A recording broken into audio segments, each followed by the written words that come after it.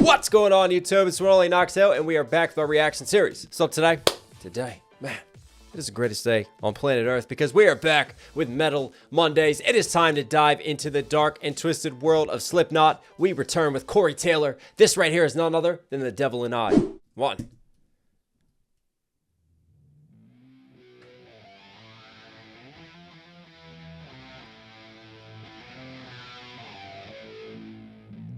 Little Red Riding Hood?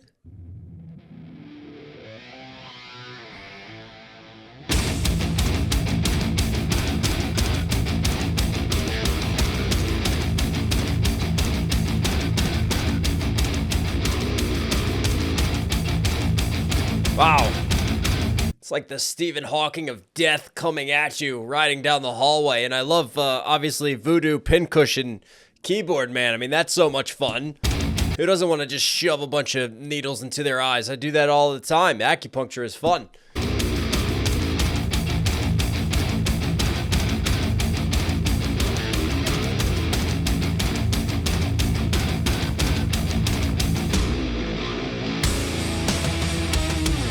Wow.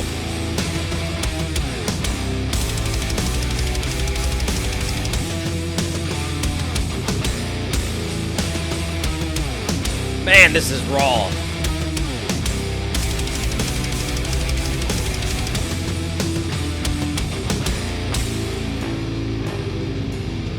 I love that. I love the mallets to play the drums with. All these masks are wild, man. I wonder what the masks symbolize, because obviously they're a staple for Slipknot videos. Is that, you know, the mask that we wear and kind of the hypocrisy that we project out on the world because the world expects us to act and be a certain way, so we like wear these masks that hide who we are really on the inside and our true selves? I don't know. I'm stabbing at this like acupuncture, man. And he's ripping off the mask there. Interesting.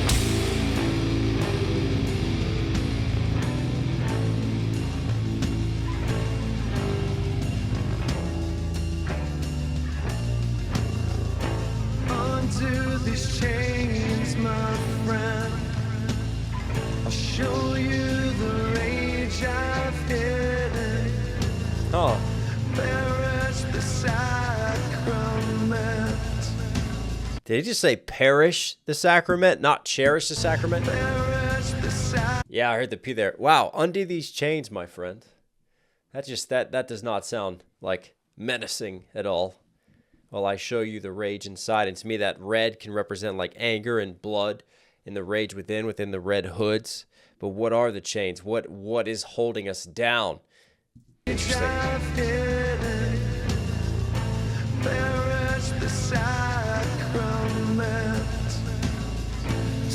And even the crows symbolically like carry-on birds, which normally circle around death and bodies decaying.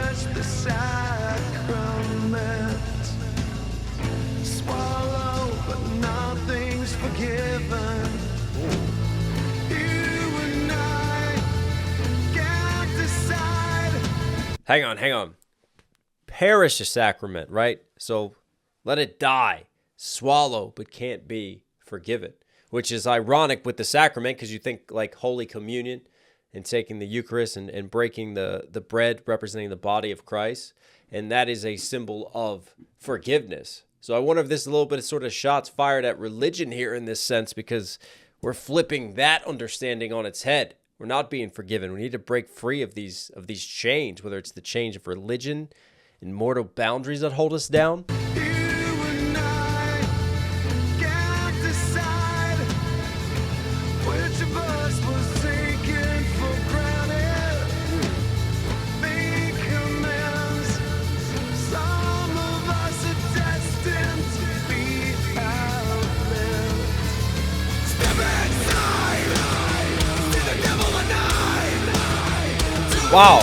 What is that, blood coming out of the mouth right there? Man, it's so dark and twisted. But those last lines, some of us are destined to be outlived. I only know this from the comment section. You guys talk about the Slipknot band member who unfortunately passed away from a drug overdose. So I wonder if, you know, taking things for granted, like what are we taking for granted? Are we taking this life for granted? Are you taking me for granted? Am I taking you for granted because of your judgment upon me? Like there's a couple different themes I could see going through this. So let's see what more gets revealed through the lyricism, because I really do enjoy Corey Taylor's lyricism, man.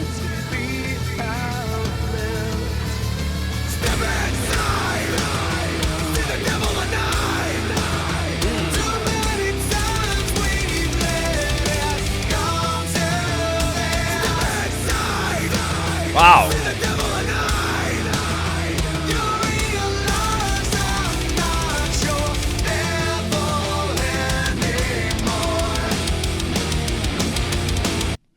This video is sponsored to you by cannibalism.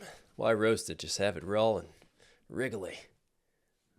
Somehow I brought Lord of the Rings into it. I don't know why. Smeagol. But anyways, back to Corey Taylor. Step inside the devil and I. But then this last line for me is very, very important.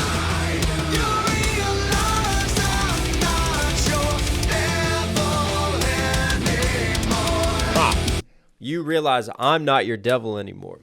So step inside the devil and I. So this is what's getting chained and kind of covered. And you've got this religious imagery of perishing the sacrament and what have you, because we're kind of unleashing this devil. And I take it as by getting to understand what's inside of him, he no longer becomes that devil that you're projecting upon him. By knowing his inner darkness and kind of embracing that in a sense, all of a sudden, ironically, because of the knowledge that we now have, we no longer view it from the same perspective. Because a lot of times when we pass judgment on others, it's normally fear that leads us to cast doubt and darkness upon them, and when we call them devils, and when we look at the darkness within them, until we actually embrace what's inside of them, empathize with them, and understand it. So it could definitely be taken in that way. I think there's an external thing like, hey, pot, I'm kettle, how are you? Don't be so hypocritical with me. Get to understand it. Yeah, let's all go eat some human hands. It's fun.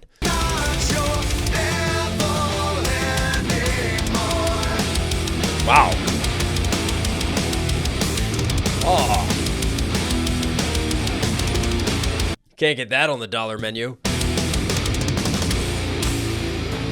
Under the words of men, something is tempting the Father.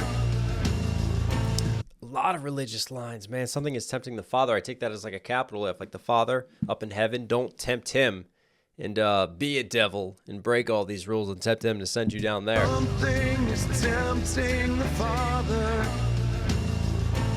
Where is your will, my friend? Insatiates never even bother. You and I are on the right. Traded a lot for the leverage.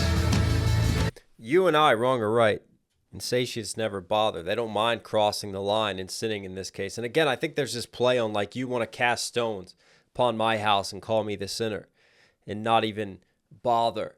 But really, this play on who is the devil and who is the hypocrite here, and kind of just like turning and reverse unoing the situation, I take it as. Especially that line, traded a lie for leverage. Like lying to manipulate in this case, but also using it to leverage yourself to make you feel better and to stand on your soapbox. But again, who are you to judge?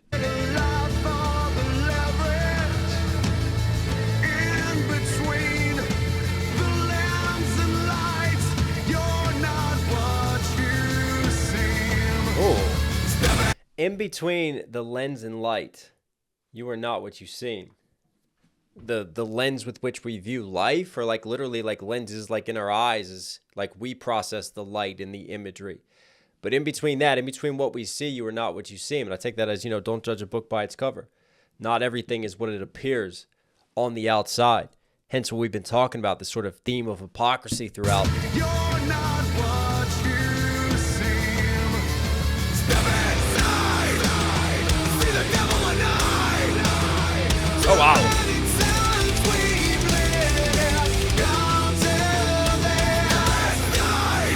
Yes. Wow.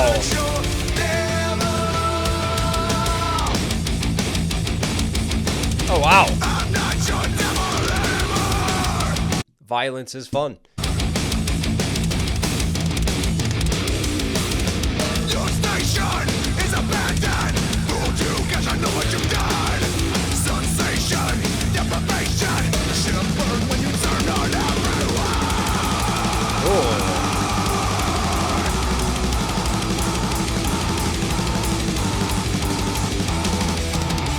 Again. Almost. Oh, there we go. I thought I lost my mouse for a second. Again, like fooled you when you turned on everyone.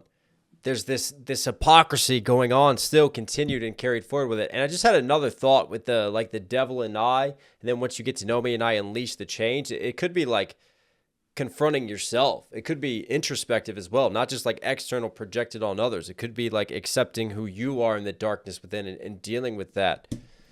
Again, with a lot of religious imagery and there's this violence, but also like death is following us wherever we go through this track.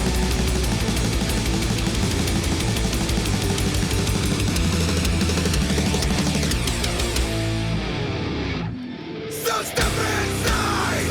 Oh, wow. See the devil and I.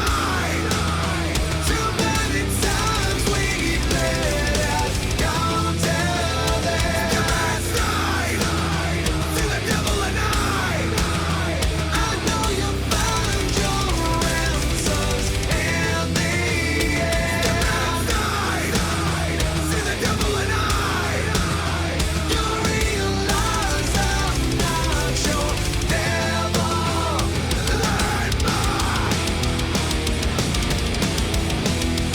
Wow.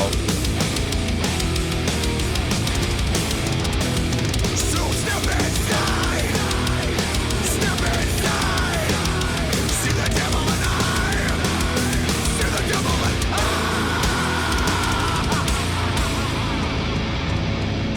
Okay.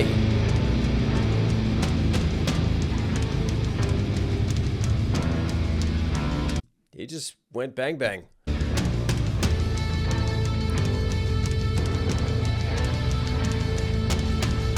Wow. Some dark, twisted shit, man.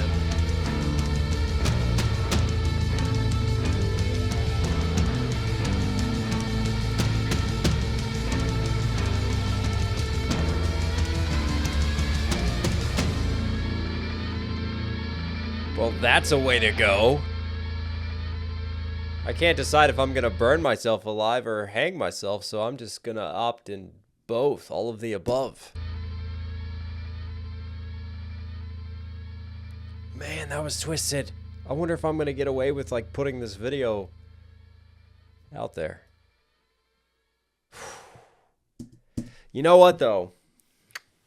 I wonder, through this use of sort of self-destruction, there's a greater symbolism of shedding, you know, your skin and the mask that we all wear, and kind of embracing the new and embracing a change. I know it's done in a dark and twisted sort of way, but I do think that there is this kind of like greater message of like finding ourselves internally here. And obviously a lot of the language relating to spirituality, relating to death, which seems to haunt and follow us around throughout this track. There's a lot of that darkness, but at the same time, even amidst that darkness, there's kind of a twisting of it. Like I talked about, like, you know, you want to call me the devil and you want to pin all this on me, but really when you get to allow me to set myself free and show you what's going on inside, then that perspective completely shifts and changes, and definitely pointing out that hypocrisy. Wow. Corey Taylor, Slipknot, as always, you were Knox Hill certified. Hope you guys liked today's video. Listen from here at the end. If you enjoying the content, do me a huge favor, support the channel directly. Subscribe, notifications on. It really, really does go a long way. I love you. Stay safe, stay positive. It's one and only Knox Hill. You know, I'll catch you again.